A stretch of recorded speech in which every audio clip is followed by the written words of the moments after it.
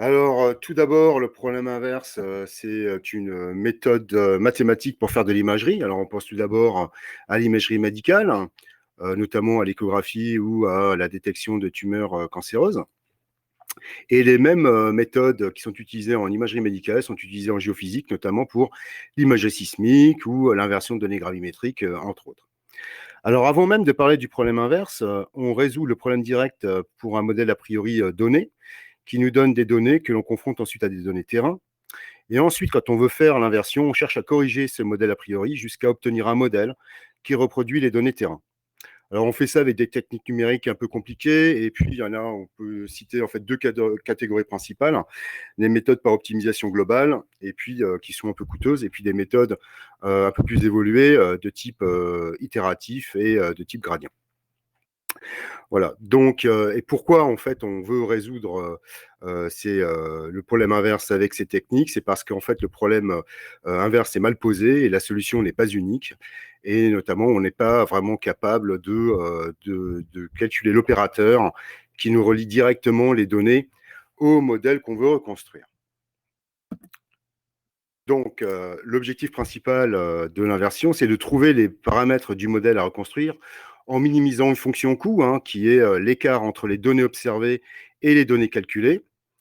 En gros, ce que l'on veut, c'est un modèle, retrouver un modèle pour lesquels les données calculées sont égales aux données observées. Et en fait, cela revient à minimiser une fonction coût ou encore fonction de misfit, qui encore une fois, je le dis, c'est l'écart, je le répète, c'est l'écart entre les données observées et calculées. Alors, un des inconvénients récurrents lorsqu'on veut résoudre le problème inverse, hein, c'est qu'il est mal posé et qu'il y a non-unicité des solutions. Du coup, il est important de pouvoir régulariser ce problème inverse en rajoutant des informations importantes. Alors, par exemple, il faut d'abord chercher à identifier les bons paramètres physiques qui décrivent le modèle. Ensuite, partir d'un bon modèle a priori qui soit le plus réaliste possible par rapport aux informations qu'on a. Et notamment pouvoir contraindre les modèles par des informations physiques. Alors, ça peut être aussi des informations pétrophysiques, par exemple, en géophysique, ou structurales ou géologiques. Et bien sûr, il faut tenir compte aussi du bruit dans les données réelles, de manière à avoir un modèle qui ne soit pas incohérent. Alors, bien sûr, tous les calculs qu'on est amené à effectuer sont coûteux, et donc il faut porter les différents calculs sur des machines parallèles. Alors, pour la première catégorie des méthodes, alors on peut citer donc les méthodes par optimisation globale, hein, qui sont des méthodes stochastiques, probabilistes, qui sont basées généralement sur des principes de Monte-Carlo et pour lesquels, en fait, on tire un grand nombre, de manière aléatoire, un grand nombre de paramètres, enfin un nombre modeste, on va dire, de paramètres, de manière à minimiser cette fonction coût. Alors, on tire plein de modèles, et après, on choisit le modèle qui minimise au mieux cette fonction coût, et le modèle qu'on a, c'est celui qui permet de mieux expliquer les données. Alors, il y a des techniques un peu plus évoluées qui permettent de converger un peu plus rapidement, telles que, par exemple, les méthodes de recuit simulé. Mais je ne vais pas rentrer dans les détails là-dessus. Alors, un des avantages de cette méthode-là, c'est qu'elle permet d'explorer un espace très large des solutions. Mais par contre, elle a un inconvénient, c'est qu'elle converge très lentement. Et c'est la raison pour laquelle, généralement, on se restreint à un jeu modeste de paramètres d'environ une dizaine de milliers, de quelques dizaines de milliers de paramètres. Et pour certaines de ces méthodes, certaines versions sont simples à paralyser, mais d'autres pas vraiment.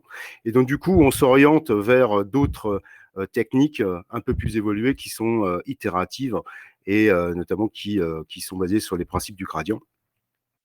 Et elles permettent, ces techniques, de traiter un volume de données beaucoup plus conséquent et des nombres de paramètres beaucoup plus importants. Alors attention, ça pique les yeux, là, j'ai pas envie de rentrer dans tous les détails de ces transparents, de ce transparent-là, et voilà, mais bon, c'est juste pour montrer que bon, c'est un petit peu complexe en termes mathématiques. Mais l'idée, en fait, sous-jacente à ces méthodes itératives de type gradient, c'est que l'idée, c'est de perturber le modèle a priori, en calculant ce qu'on appelle le gradient de la fonction coût, qui est encore une fois, c'est en fait une perturbation des données par rapport à une correction du modèle apporté. Et modulo un paramètre alpha qui vérifient des critères de convergence, de courbure de la fonction coût. Alors, ça peut être elles peuvent vérifier, par exemple, les critères de Wolf, hein, en particulier. Disons que cela permet de converger beaucoup plus rapidement vers la solution. Alors maintenant, ici sur ce transparent-là, je montre un peu un schéma un peu plus synthétique des différentes étapes du problème inverse. Alors on part d'un modèle initial pour une paramétrisation de données. Et à chaque itération du problème inverse, on calcule des données. On calcule la fonction coût, donc encore une fois l'écart entre les données terrain ou observées et les données calculées pour ce modèle courant. Et on calcule le gradient de la fonction coût, qui est encore une fois la sensibilité de la fonction coût aux corrections apportées au modèle.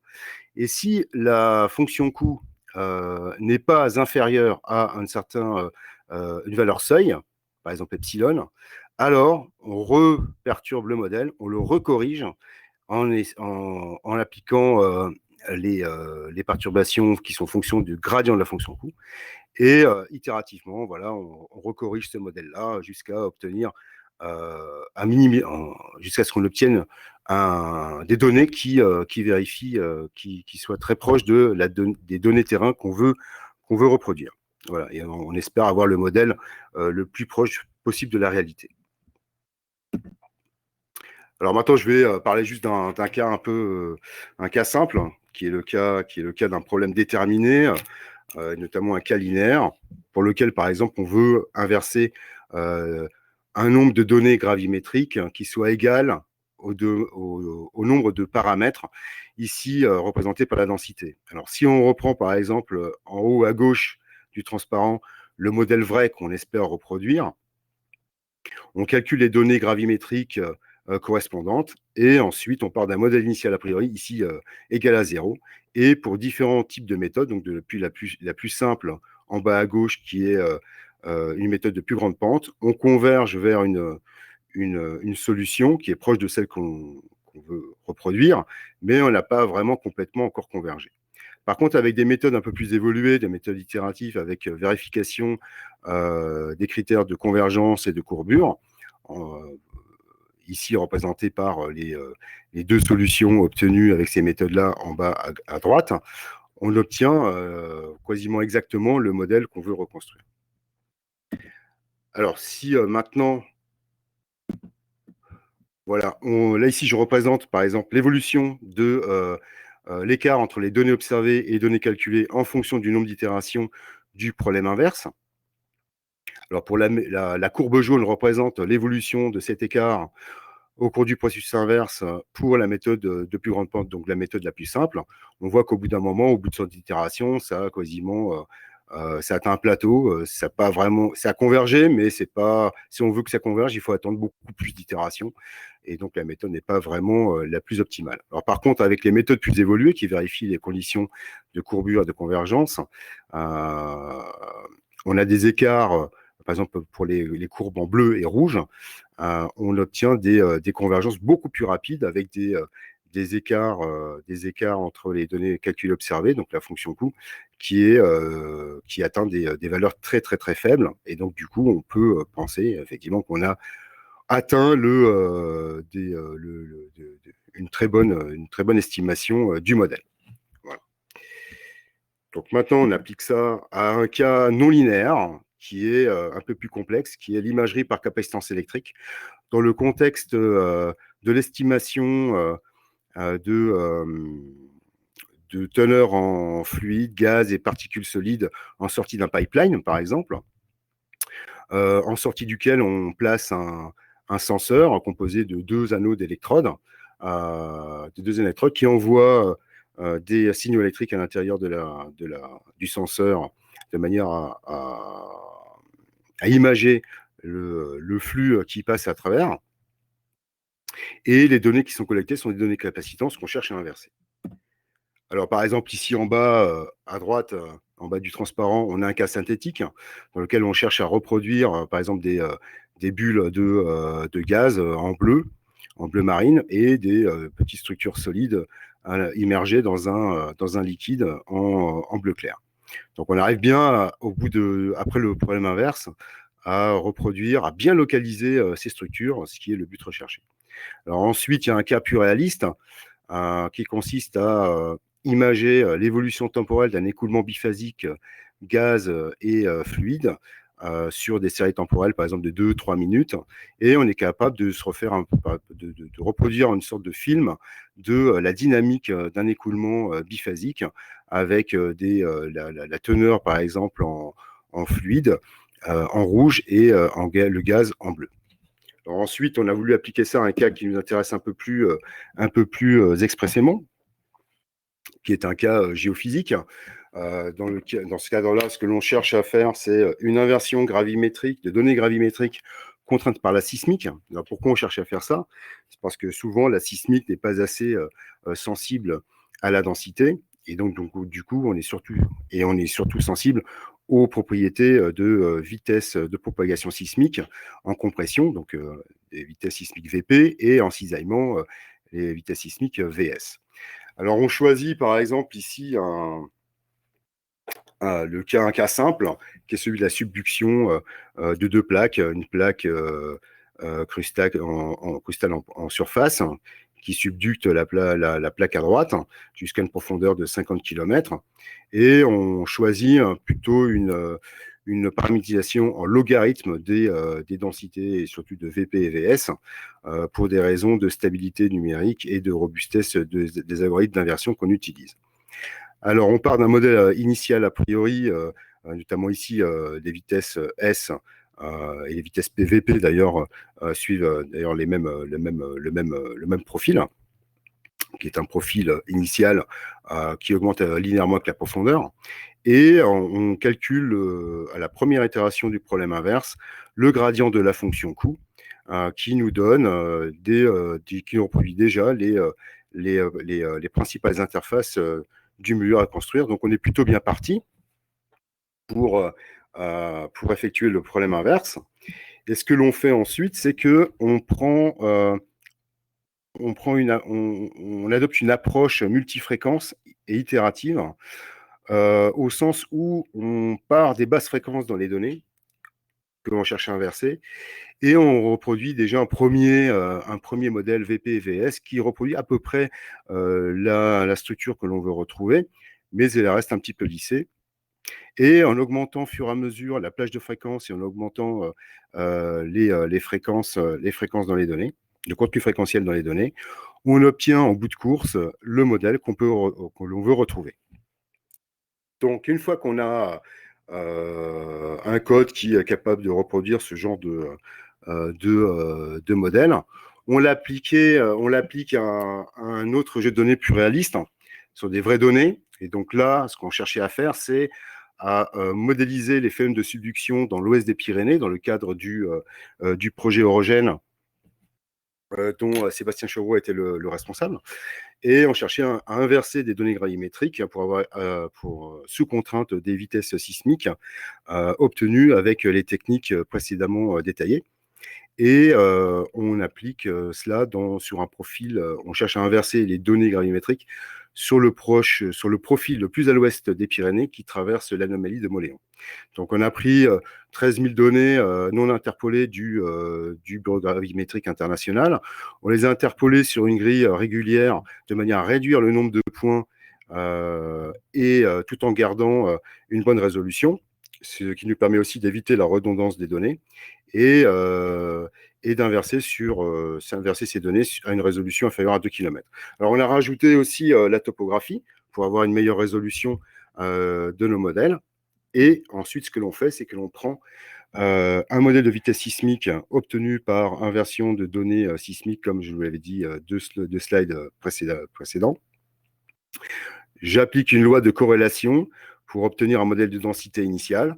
Ensuite, j'applique tout le code d'inversion et en sortie, j'obtiens un modèle de densité après inversion sur une grille d'1 million de points environ. Voilà.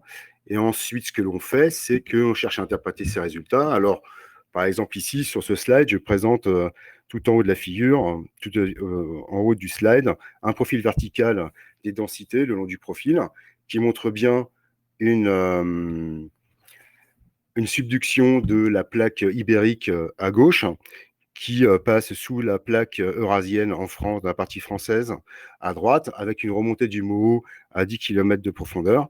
Et ensuite, sur la figure C, je montre l'écart entre les densités après inversion et les densités des densités a priori.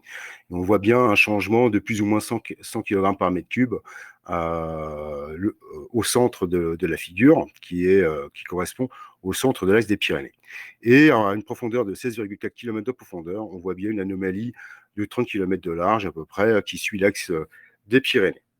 Donc maintenant, je conclurai, je finirai en disant qu'on a des algorithmes d'inversion performants qui permettent de faire des inversions 2D, 3D gravimétriques, voire électriques dans le contexte de la capacitance électrique, et aussi de données magnétiques en présence de topographie, et là, j'en parle pas, vu le temps qui nous est imparti.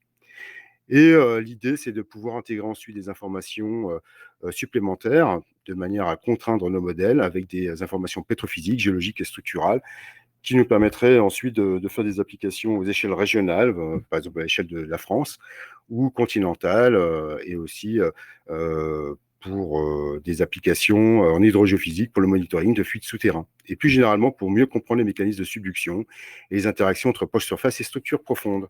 Et pour les plus curieux, eh bien, je vous donne une liste de références bibliographiques. Eh bien, merci. Ce sera tout pour aujourd'hui. À bientôt, ou à tout à l'heure, ou à tout de suite si vous êtes encore là. Merci Roland. Merci. Du coup, est-ce que vous avez des questions?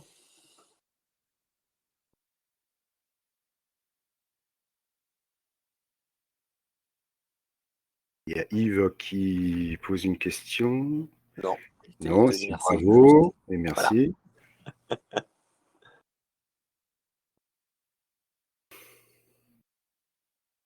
Alors, Thibaut Xavier, pour les méthodes de tirage aléatoire, Monte Carlo, pourquoi ne sont-elles pas forcément simples à paralléliser? Si, alors les Monte Carlo simples, c'est facile, parce qu'en fait, tu prends le même nombre de points, de paramètres, et tu fais pratiquement le même nombre de calculs, des réponses, par exemple gravimétriques ou autres. Mais si on veut par exemple faire du récu simulé ou autre, il y a pour chaque pixel ou chaque paramètre, tu vas avoir des propriétés d'acceptation. Tu vas calculer des probabilités d'acceptation ou de rejet. Et donc du coup, si au fur et à mesure de ton inversion, tu vas avoir des paramètres qui vont être acceptés, les autres ne vont pas l'être et eux, ils vont être inversés. Donc en fait, il y a une espèce de, comment dire, un problème de charge qu'on aura du mal à équilibrer sur les calculateurs. Donc ça, c'est pour ça que je dis que c'est pas simple à paralléliser. Je pense notamment au recul simulé, par exemple. Donc il faut faire un petit peu attention. Ça peut être fait, mais il faut faire gaffe, quoi. Par contre, les méthodes itératives, elles sont faciles à paralléliser. Ça, c'est beaucoup moins problématique. Tu as essentiellement des produits matrices vecteurs à effectuer. Et donc, du coup, comme tu les effectues sur tout le maillage, tu peux très bien faire ça de manière parallèle. Il n'y a pas trop de difficultés. Oui. La difficulté, c'est plutôt de gérer la taille des données et puis la régularisation du problème. Mais c'est pas vraiment un problème. C'est plus un problème algorithmique que de parallélisation. Et par rapport à la question de Thibaut, la problématique, c'est plus... Enfin, c'est pas tous les Monte Carlo, c'est certains Monte Carlo sont Voilà, effectivement exactement. compliqués à paralléliser. Exactement. Dominique avait ouvert son micro pour poser une question peut-être. Oui, moi j'avais une question. Alors, déjà, super la présentation, vraiment hyper intéressant, vraiment bien. Ouais, j'avais une question sur le modèle graphique que tu présentes synthétique au départ. Tu n'avais aucune contrainte sur la profondeur? Là, tu prends le modèle direct et tu fais l'inversion sans. Attends, ça. C'est le premier que tu présentes, le modèle test que tu présentes. Le premier slide, je crois, enfin un des premiers slides. Les premiers slides. Voilà, celui-là, là. T'es passé. C'est ça, là? Ouais. Ah ben non, mais là, justement, ce que je disais, c'est que c'est un problème complètement déterminé, c'est le cas le plus simple. Tu as une plaque, c'est un plaque, c'est 2D, tu vois. Donc, en fait, tu as une sorte de mapping exact entre les données gravimétriques et les données et les pixels. Imagine que tu as la même grille de calcul donnée, d'accord, qui est plaquée sur la même grille du modèle. Donc, en fait, c'est une plaque sur une autre. Donc, tu as comme une espèce de mapping, tu vois. Attends, ça veut dire. Donc, du coup, c'est simple. C'est le plus simple. Il est complètement déterminé. C'est facile. Tu as autant de données que de paramètres. Et en plus, géométriquement, il n'y a pas de notion de profondeur. C'est du 2D vers du 2D. Donc, voilà. Alors, si tu avais par contre du 3D vers du 2D, là, ça posait un peu plus de problèmes parce qu'il n'y a pas d'unicité de la solution. J'ai pas bien compris, mais ouais, ok. Ouais, si tu veux, on en reparle tout à l'heure. Mais c'est-à-dire, quand tu dis qu'il n'y a pas de notion de profondeur, ça veut dire que tu n'inverses pas des données gravies, alors? Si. Quand je dis qu'il n'y a pas de profondeur, c'est tes pixels. Là, tu as un pixel, t'as un 2D vers du 2D, mais les pixels sont des petits cubes 3D, si tu veux. Donc, elles ont une petite épaisseur. Ouais, d'accord, ça j'ai bien compris ça. Voilà. Mais je sais que par expérience, les données gravies, sans contrainte sur les profondeurs, c'est quand même. C'est ce que je suis en train de te dire. Pour ce cas précis-là, c'est bon, mais pour des cas plus compliqués que je traite après, non, là, tu es obligé d'avoir des contraintes en fond de la profondeur. Et ça, c'était donné, et ces contraintes sur la profondeur te sont données par le modèle de vitesse sismique. D'accord, après j'ai bien compris, mais c'est celui-là que je ne comprenais pas. Ouais. Non, c'est parce que celui-là, c'est le truc le plus simple, tu vois. D'accord. C'est comme des plaques minces, tu vois, que tu. Ok. C'est une plaque mince, en fait. Tu as une plaque mince et tu calcules la réponse gravimétrique. Donc, il n'y a pas vraiment de notion de profondeur. D'accord. Il n'y en a pas, en fait. Merci. Voilà.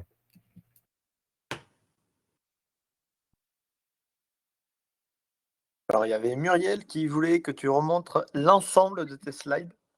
Un en particulier, Muriel, ou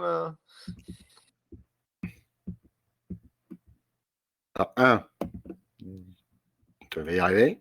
2, non. 3.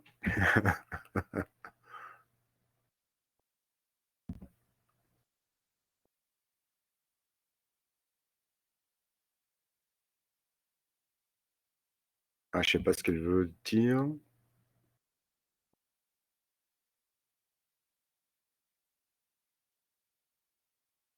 De toute façon, il y aura une vidéo. Hein.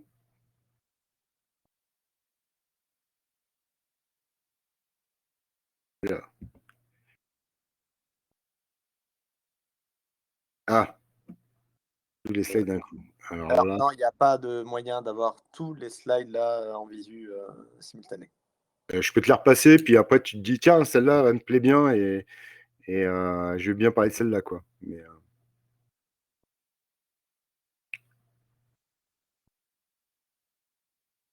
c'est plutôt quoi, Muriel? C'était l'algo ou c'est l'appli?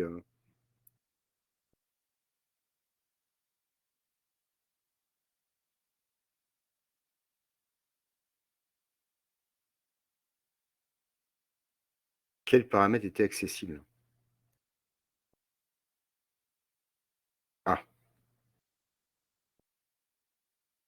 Quel paramètre était accessible? Qu'est-ce qu'il veut dire? Ouais, il y a un choix de paramètres, effectivement. Ouais. Je ne sais pas si c'est à la sismique à laquelle tu fais référence. Il y a différents types de paramétrisation. Tu peux avoir la densité, VPVS, tu peux avoir le logarithme des densités, le logarithme des VPVS, tu peux avoir même l'impédance, tu peux avoir, et tout cela même normalisé aussi par rapport à des énergies. Il y a des gens qui font ça.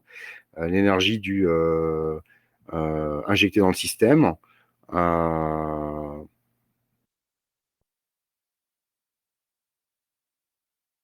Ah oui, ouais, alors là, il faut faire de l'homogénéisation, je pense. Si tu mets de la thermique, tu mets de la perméabilité, là, il faudrait faire des modèles homogènes en partant des modèles poreux, j'imagine, dans lesquels, effectivement, tu as accès à la perméabilité et pour lesquels, ensuite, tu pourrais avoir accès à un modèle VP ou VS équivalent.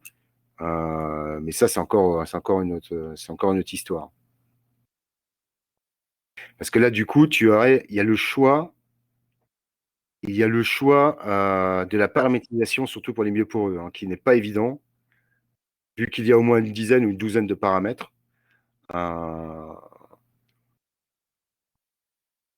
Et parfois, en fonction de l'application, tu n'as pas forcément, la perméabilité ne joue pas forcément un rôle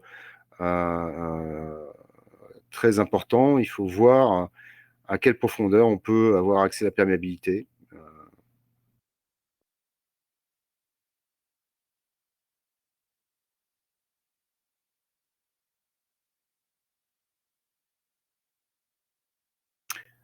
Sinon, en attendant, il y a peut-être d'autres gens qui veulent poser des questions.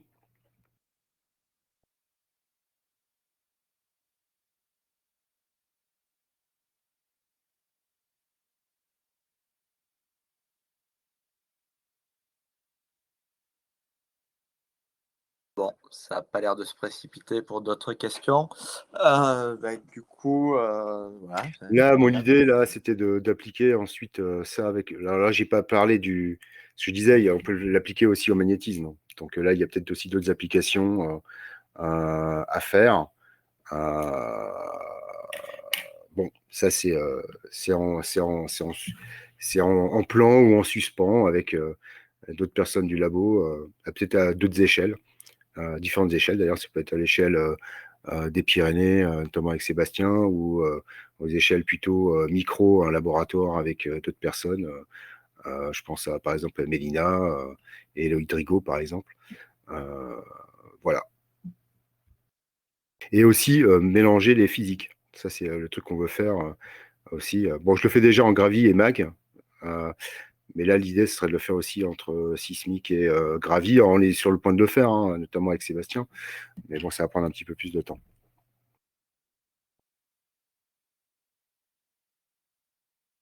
Ok, eh ben, merci Roland. S'il n'y a pas d'autres questions.